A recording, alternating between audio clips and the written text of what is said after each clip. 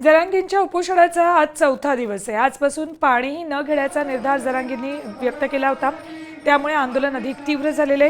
उपसमितीचे अध्यक्ष राधाकृष्ण विखे पाटील हे जरांगींची भेट घेण्याची शक्यता आहे। त्यामुळे आजचा दिवस अनेक महत्त्वाच्या राजकीय घडामोडी घडणार आहेत।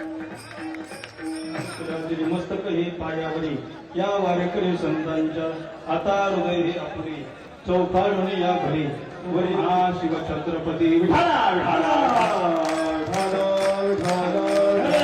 याचा आढावा घेतला आमचे प्रतिनिधी माधव सावरगावे यांनी।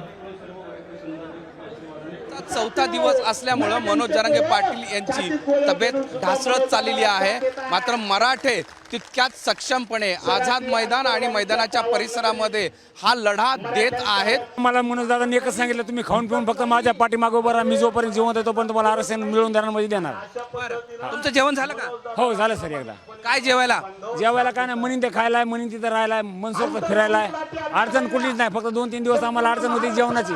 त्याच्यानंतर आमच्या गावाकडून आम्हाला अन्न पुरवठा भरपूर झाला। आता मुंबईचे लोक बाहेर निघालेत लोकलना, त्याच्यामुळे आता खाण्यापिण्याची कुठली अडचण नाही। काय आबाळ होत नाही कशाची? काय नाही, आता आवेला नाही, काय नाही। किती वय किती आहे? 86 वय। 86 पुण्याहून सासवडवरून आलोय।